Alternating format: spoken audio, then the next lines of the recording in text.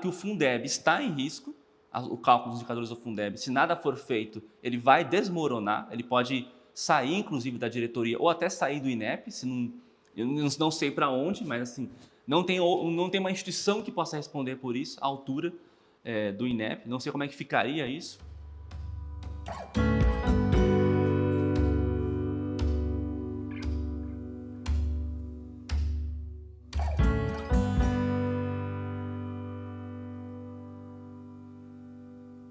Fiz o concurso de uma maneira um tanto espontânea, acabei indo melhor do que eu imaginava e fui convocado para vir para Brasília 1 ano e meio depois da prova.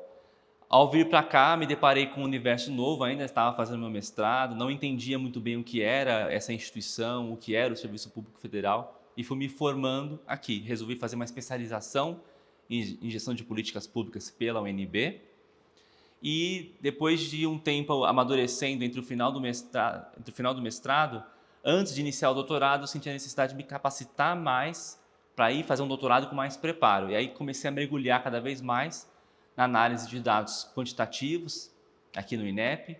Estudei bastante por conta própria, fiz cursos também, mas muito por conta própria, para poder me capacitar. E aí resolvi fazer meu doutorado ainda pela USP, mas morando aqui em Brasília. Aí foram 4 anos de doutorado, nos quais passei um tempo no intercâmbio, um tempo fiquei em São Paulo e finalmente retorno para Brasília em 2021 e aí permaneço aqui no INEP desde então até agora seguir uma nova trajetória. Eu diria que o meu doutorado ele é inteiramente tributário da minha experiência no INEP. Na verdade, tanto do objeto quanto da metodologia, toda a discussão que eu desenvolvi no doutorado foi a partir da minha experiência aqui. A minha tese discutiu a transição do ensino médio para o ensino superior no momento de democratização do acesso às universidades no Brasil. Então, é uma tese que mobilizou dados de diferentes fontes, tanto do IBGE quanto do INEP, metodologias quantitativas relativamente avançadas de análise longitudinal, que eu só me dei conta, só aprendi o que era aqui no INEP. Tanto que quando eu terminei o mestrado, eu não me sentia preparado ainda para iniciar o doutorado, porque eu queria que o meu doutorado fizesse jus ao conhecimento acumulado no INEP, que usasse esse conhecimento e que revertesse para um aprendizado que eu pudesse transformar a minha atuação no INEP mais qualificada. Então eu precisei de um tempo para poder amadurecer esse projeto até iniciar o doutorado. Fiz a tese usando dados do INEP, trabalhei com ciência escolar, com ciência da educação superior, trabalhei com o Enem, trabalhei com pesquisas qualitativas que eu fiz também aqui em Brasília, o campo, e tive um apoio muito grande do INEP para isso, tanto para conseguir ter horário especial de estudante, para fazer disciplina, quanto para ter oportunidade de sair do trabalho em alguns horários, um afastamento parcial para fazer meu trabalho de campo, além do apoio dos colegas que me ajudaram ensinando o que eu precisava, me dando dicas para entender como trabalhar com os dados. Então, o INEP foi fundamental. Eu considero o INEP muito mais importante do que a minha própria universidade até. E a tese ela foi me envolveu tanto, porque foi uma mistura tão orgânica entre a tese, o meu interesse pessoal e o meu trabalho no INEP, tá tudo tão misturado ali, que depois foi uma tese que eu me dediquei bastante, ganhei 2 prêmios por ela, né? O Prêmio CAPES de Educação, melhor tese na área de educação, e o Grande Prêmio CAPES de todas as áreas das humanidades. E eu considero que esse prêmio ele é muito mais do INEP do que da minha universidade. Embora esteja Adriano Sienkiewicz USP, deveria ser USP barra INEP, porque eu acho que o INEP foi muito mais importante na confecção desse trabalho do que a minha universidade. E estavam, inclusive, colegas meus do INEP na entrega do prêmio. Então é muito simbólico isso. O presidente do INEP, à época, era o Moreno, estar comigo na entrega do prêmio, recebendo o prêmio junto comigo, sinalizava que a instituição premiada era também o INEP nesse processo. Meu interesse de pesquisa sempre foi na área de desigualdades. Iniciei com desigualdade de gênero, depois da desigualdade racial, depois desigualdade socioeconômica. E à medida que eu fui percebendo a relevância que o trabalho tinha para a política pública, isso foi me gerando mais interesse. Então, o trabalho sobre desigualdade racial não é só o interesse em fazer uma pesquisa sobre a desigualdade de brancos e negros no Brasil, mas entender o quanto que essa pesquisa aqui no INEP pode influenciar o desenho da lei de cotas, por exemplo. Quando eu percebi o impacto do meu trabalho sobre a legislação federal das cotas, isso me gerou muito interesse. Eu participei ativamente desse processo e foi pelo INEP, pela DIRED especificamente, que a gente conseguiu influenciar no desenho da lei. Da mesma maneira, quando a desigualdade socioeconômica sai do aspecto apenas acadêmico e vira um indicador de nível socioeconômico que vai influenciar no desenho de políticas públicas, que vai influenciar nos recursos do Fundeb, gera muito interesse. Então, me engajei muito nesse trabalho porque eu percebia que ele tinha um impacto na política educacional. E mais recentemente, o trabalho que mais me engajou foi o Fundeb, porque o Fundeb demanda uma série de indicadores, uma série de subsídios que o INEP tem que fornecer, não apenas ao MEC, mas também aos estados e municípios, ao FNDE, a outras instituições.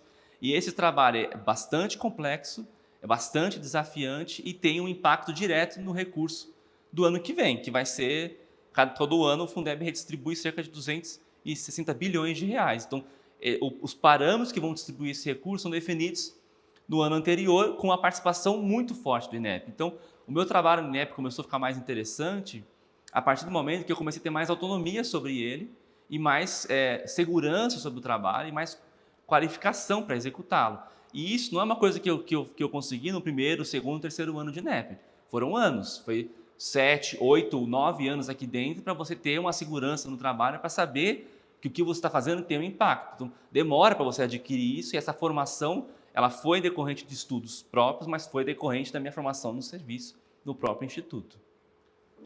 O INEP é fundamental para a política pública e eu não digo que é fundamental só apenas pela dimensão de produção dos dados, que é muito importante, mas o INEP tem uma capacidade maior do que qualquer outro órgão de agregar valor informacional aos dados que produz. Então, entender em profundidade como é que se lê um dado de avaliação, entender um dado do censo escolar, um dado do monitoramento do Plano Nacional de Educação, dos sinais, quem pode fazer isso no sentido de fazer a correta leitura, a correta interpretação e tirar o máximo de informação dentro dos limites que o dado tem, são os servidores do INEP. Então, o papel do INEP é fundamental, chegando junto com estados, com municípios, com a União, e pensando junto como que esse dado pode ser mobilizado para fazer uma política pública.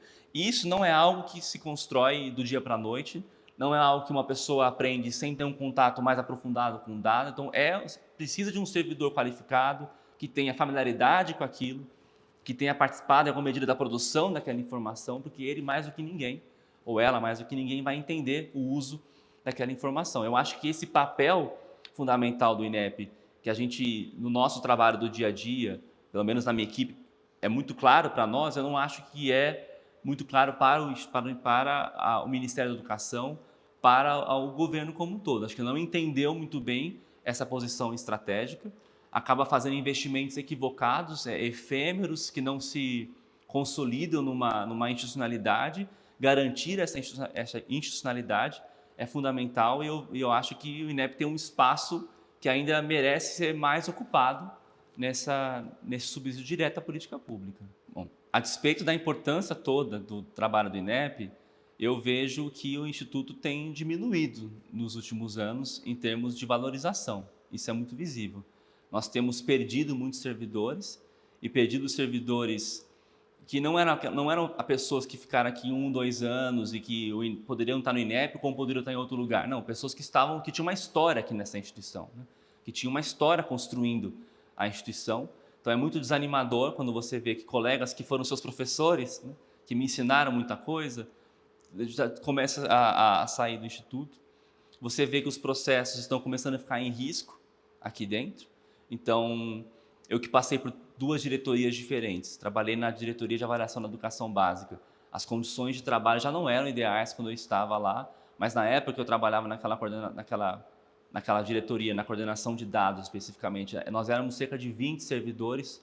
Hoje eu acho que deve ter uma meia dúzia só. Boa parte dos que estavam comigo já não estão mais lá. Então, além de ter diminuído muito, perdeu a expertise, perdeu a experiência, perdeu conhecimento acumulado. Depois, trabalhei na diretoria de estudos educacionais, que foi onde eu fiquei 7 anos da minha vida profissional aqui no INEP. E eu vejo que parece que a gente acaba enxugando o gelo em alguma medida. Consegue avançar por um lado, mas esse avanço está sempre sob risco de ser perdido. Então, hoje, no Fundeb, por exemplo, nós somos, além da diretora que trabalha diretamente com isso, 2 servidores que estão, de fato, participando das entregas que têm prazos exíguos, né, para serem cumpridos. Sou eu e mais uma servidora, eu saindo, vai restar uma colega minha que é super competente, mas que sozinha não dá conta. É impossível uma pessoa sozinha calcular indicadores que vão distribuir bilhões de reais sem ter uma dupla conferência, sem ter alguém para conversar, alguém para desabafar sobre o próprio trabalho, né? Para ter alguém para construir junto. Então, eu vejo que alguns processos estão em risco. Eu ouço isso de vários colegas nas suas áreas, mas eu testemunho pela área que eu trabalho que o Fundeb está em risco, o cálculo dos indicadores do Fundeb, se nada for feito, ele vai desmoronar, ele pode sair inclusive da diretoria ou até sair do INEP, se não, eu não sei para onde, mas assim, não tem uma instituição que possa responder por isso, à altura do INEP, não sei como é que ficaria isso. E o próprio PNE, apesar da gente ter concluído o ciclo de monitoramento dos 10 anos do PNE, tem um desafio enorme agora de acompanhar a construção do novo plano, que vai demandar uma série de indicadores, a produção de novos dados, e nós nunca estivemos tão mal equipados para responder ao PNE quanto agora.